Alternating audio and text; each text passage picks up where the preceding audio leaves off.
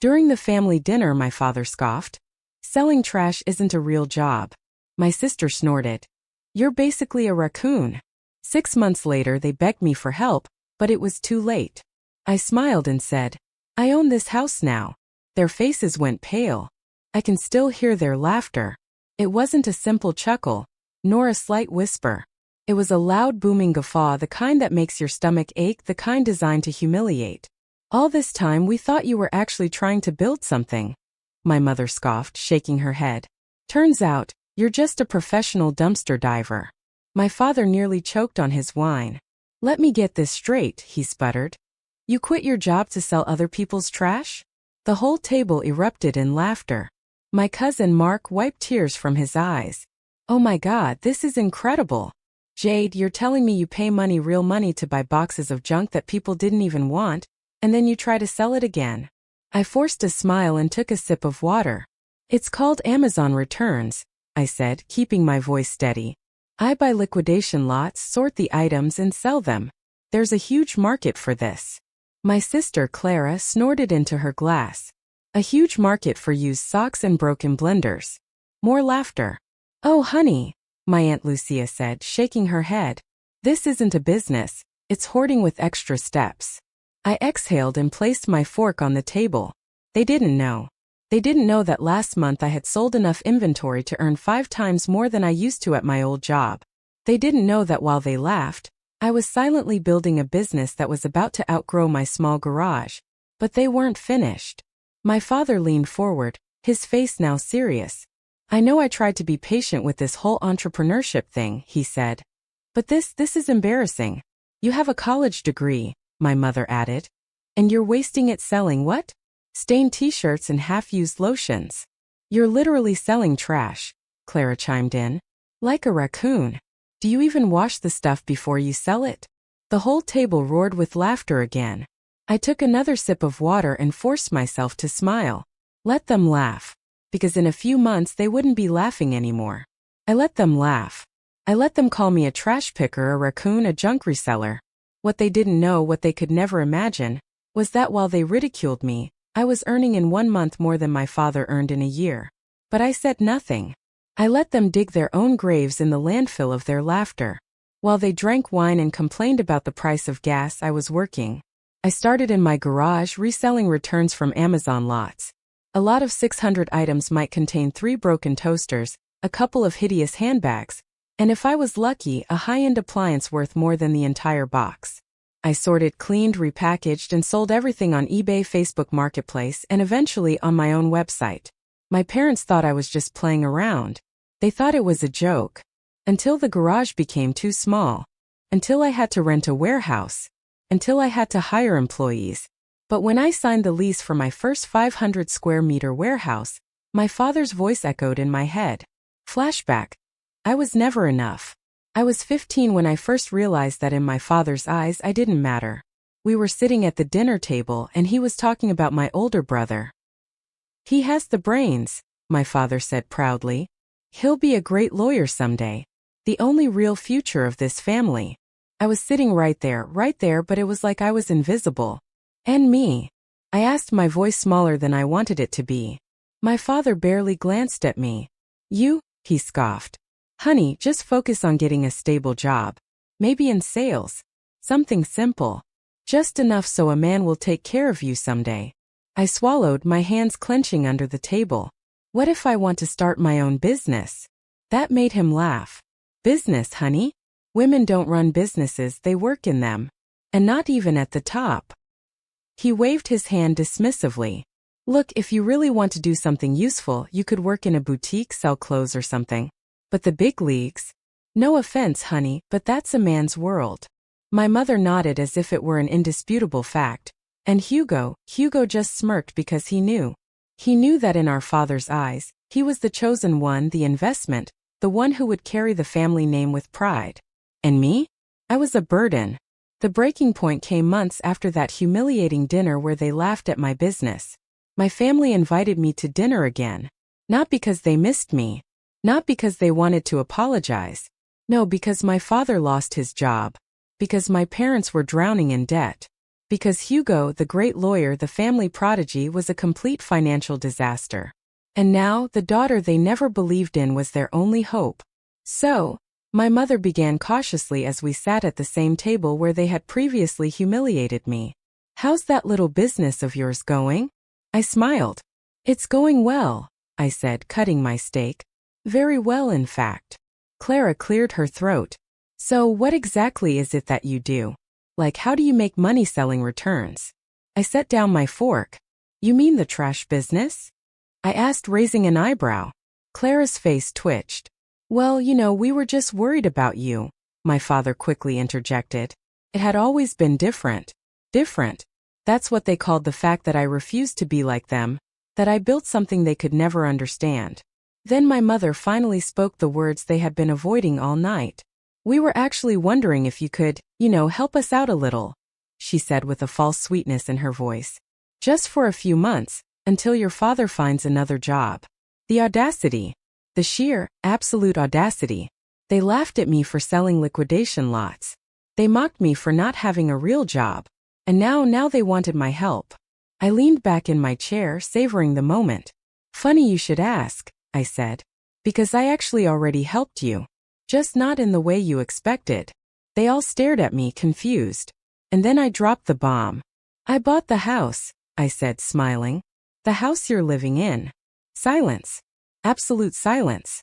My father's fork clattered onto his plate. My mother's face went white. Clara's jaw literally dropped. Mark being Mark blinked. "Wait, what?" I leaned forward, resting my elbows on the table. "You fell behind on the mortgage, right?" I asked with feigned innocence. The bank was about to foreclose, and someone swooped in and bought it at auction. That someone was me. Clara's face crumbled. My mother covered her mouth with her hand. My father's expression twisted into pure horror. You didn't." He couldn't finish the sentence. "Oh, and don't worry," I added with a smile. "I'm a very generous landlady. Rent's only going up 10% next month." And just like that, the laughter vanished. "You bought what?" The sound of my father's chair scraping against the floor was deafening. He stood up so fast I thought for a moment he would overturn the table. His usually composed, always haughty face was now a mask of disbelief and rage. "You're lying," he spat, pointing a trembling finger at me. "This is a joke." I took another bite of my steak, completely unfazed. "No joke," I replied, chewing slowly. "I own this house now." The silence was suffocating. My mother's hands trembled as she reached for her wine glass. Clara looked like she had witnessed a murder. Mark was still blinking as if his brain couldn't process reality. And then the outburst came. "This is our family home." My mother clutched her chest as if she were about to faint. You can't do this," she gasped. "You wouldn't." I tilted my head. "Oh, but I did." "We raised you here," she shrieked. "You grew up here. You wouldn't be so cruel as to throw us out on the street." I let those words hang in the air for a moment, drumming my fingers on the table. Then I smiled, a malicious little smile. "Oh, so now this house means something to you?" I asked, all mock curiosity. "Because when I was growing up, you made it pretty clear that Hugo was the only one who mattered. That I was just a temporary guest." Flashback. "You'll never amount to anything." I was 17 when my father said that, looking me straight in the eyes. I had come home late after my night shift at a small retail store. Hugo, my golden brother, was sprawled on the couch, pretending to study law books while my father beamed at him with pride. I was exhausted. I had classes the next morning, homework to do, and I smelled of cardboard and cheap perfume. My father barely glanced at me. "That's what you'll be doing the rest of your life," he said, shaking his head with disappointment. "You'll be lucky if you manage to do anything more than fold clothes and scan barcodes." Hugo snorted from the couch. "Retail suits you," he muttered disdainfully. I clenched my fists. "I want to start a business," I said firmly. "I'm going to start a business." My father laughed, a mocking sound. "Sure, honey. Maybe you can sell candles on the street while Hugo fights real legal battles in court." The whole room erupted in laughter. That was the night I stopped trying to earn their respect. Back to the present. My father was still seething, his fists clenched at his sides. "What do you want?" he growled. Did you come here to humiliate us? To rub our faces in your filthy trash business? I leaned forward, my eyes locking with his. No, I said, my voice low and lethal. I came to tell you that I owe you nothing. Mark finally spoke, his voice shaky. Wait, he said, holding up his hands. Maybe we can work something out. I raised an eyebrow. Work out what? My mother's voice was barely a whisper. The rent, she pleaded. You don't have to raise it, do you? I laughed. I laughed right in their faces. Oh yes I do. And here's why. I pointed at each of them. You called me a failure. You laughed at my business. You said I was wasting my life. I stood up, towering over them. You didn't believe in me when I was struggling, I said coldly. You mocked me while I built this empire from nothing. And now you're sitting in a house that I own, begging me for mercy. I shook my head. No, that's not going to happen. My father slammed his fist on the table. We're your family. I crossed my arms. You made it pretty clear Hugo was your family. Clara, who had been silent until now, finally broke her muteness. God, she whispered. Do you really want us to suffer? I turned to her, smiling. No, Clara. I want you to understand. She swallowed. Understand what? That you should never have laughed at me. Where's Hugo? I frowned, looking around. By the way, where is Hugo? I asked. Wasn't he supposed to be the family savior? No one spoke. Then Mark let out a bitter chuckle. Hugo's broke, he muttered. My father's jaw tightened. He lost his job, my mother admitted, her voice dull. The law firm let him go a few months ago. He's not doing well. I let out a sharp laugh. The great Hugo, I mocked. The only son worth investing in. The future lawyer who was supposed to make the family name shine. Ruined. My father's nostrils flared. It's temporary, he growled. I shrugged. Well, maybe he can move into the guest room, my mother frowned. We don't have a guest room, she said bitterly. I smiled. You will soon. They all froze. My father's voice turned icy. What are you saying? I grabbed my purse and walked towards the door. Before I left, I turned and delivered the final blow. You have 30 days to vacate, I said sweetly. And if you don't, I'll sell the house to the highest bidder. My mother brought a hand to her mouth, horrified. Clara let out a choked sob. And my father, for the first time in his miserable life, was completely speechless. For 3 weeks my phone remained silent. No calls, no messages, not even those sudden obligatory family check-ins.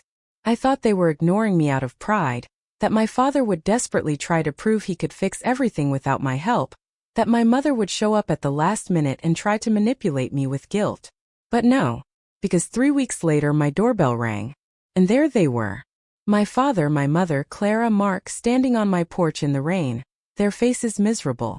I leaned against the doorframe, crossing my arms. What do you want? For the first time in my entire life, my father struggled to speak. He looked like he wanted to yell at me, order me to fix everything like I always had, but he couldn't. Because he wasn't in charge anymore. I was. It was my mother who finally broke the silence. We're sorry, she whispered.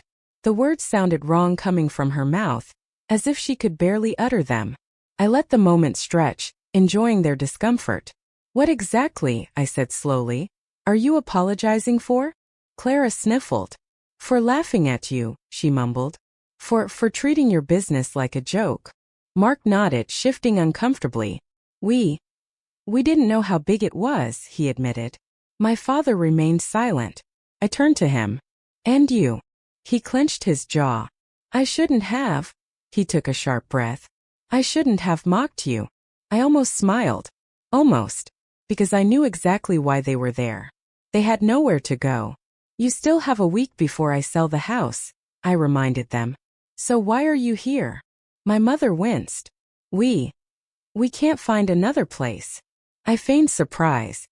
Oh, what happened to Hugo? I thought he was the one worth investing in. My father flinched.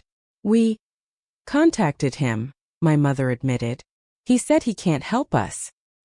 He can barely support himself. I shook my head. The golden boy had turned out to be nothing more than a tarnished trophy. I left them there, soaking in the rain, waiting for me to speak. Then I sighed dramatically.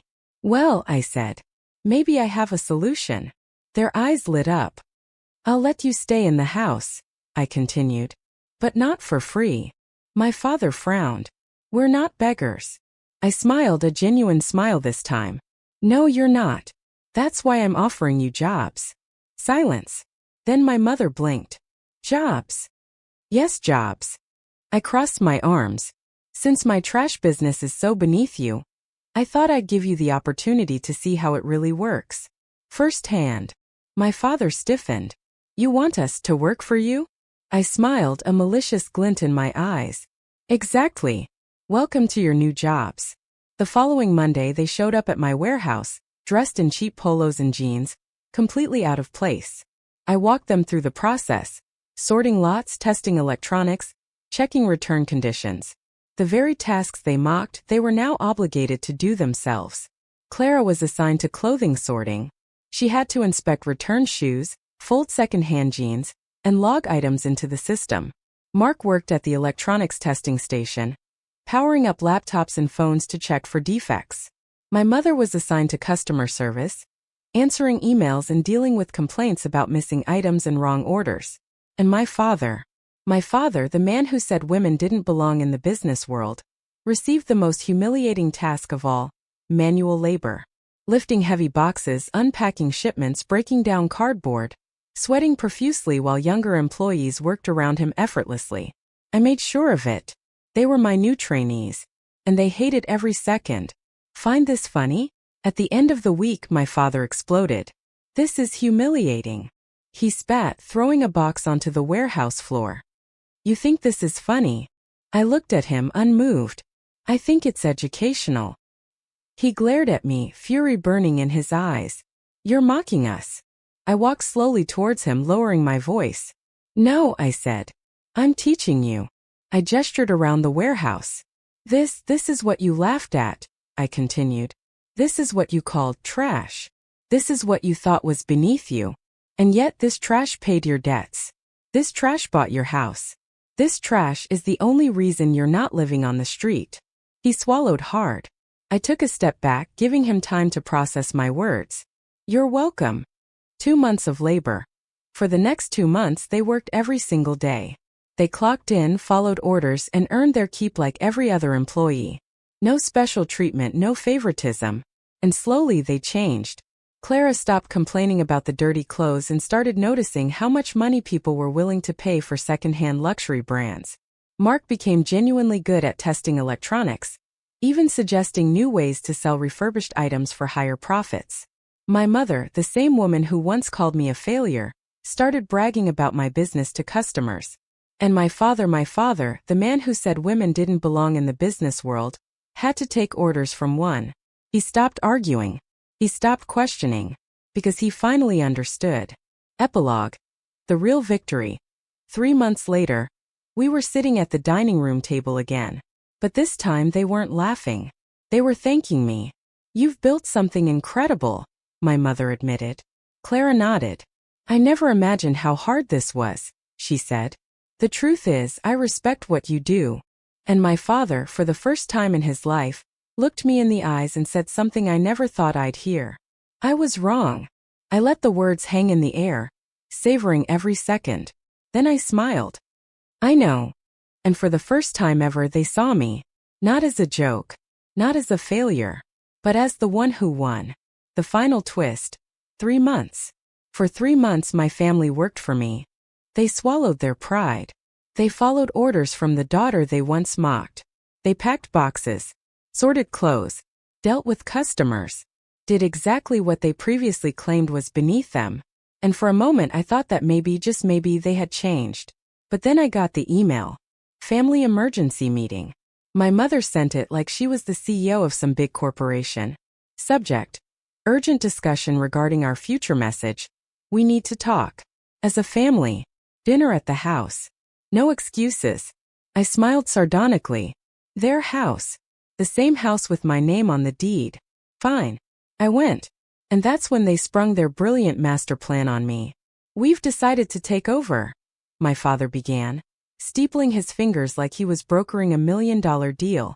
My mother smiled sweetly, that same fake manipulative smile she always used when she was about to betray me. "You've built something incredible," she said. "Truly, truly impressive." Clara nodded enthusiastically. "And we think, well, we could help you run it better." I blinked.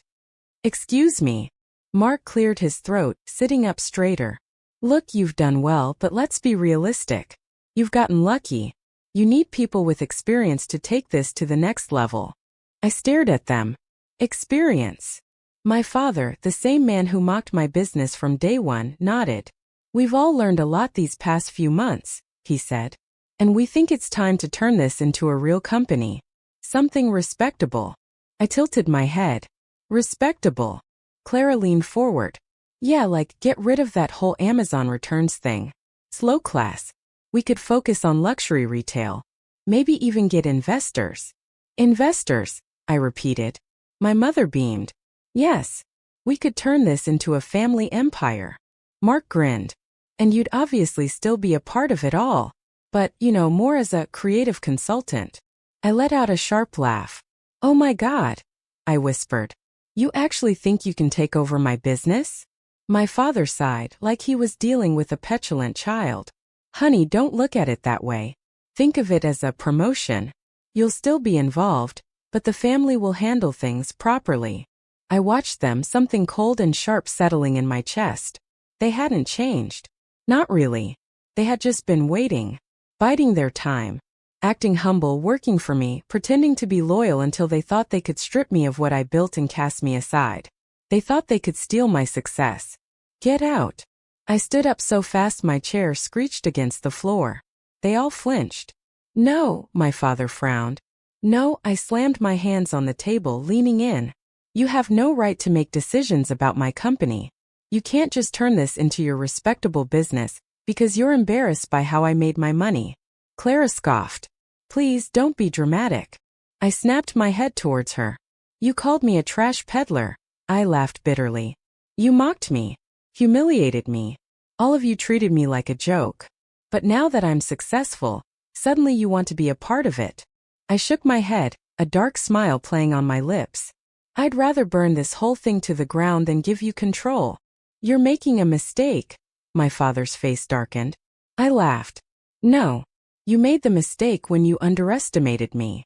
I reached into my purse, pulled out an envelope, and slid it across the table. "What's this?" I smiled. "Your eviction notice." They were gone within a month. I raised the rent. They couldn't pay. They pleaded, begged, screamed. I didn't care. They packed their things, muttering about how heartless I was, how I'd abandoned my family. I let them say whatever they wanted, because in the end I won.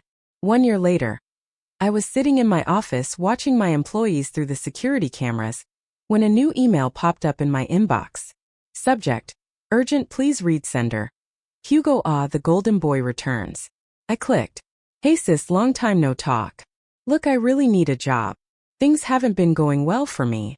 I was wondering if maybe you had a position available at your company? I know you're super successful now, and I'd love to be a part of what you've built.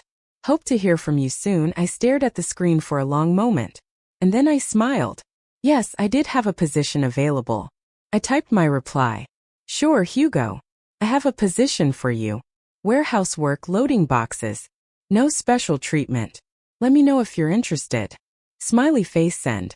And then I leaned back in my chair, watching the orders come in, thousands of them flooding my website, making me more money in a single day than my family ever thought possible. The same family who once laughed at me, and now they were all begging me for jobs. The moral of the story? Never underestimate the person you mock, because one day they might own everything you have.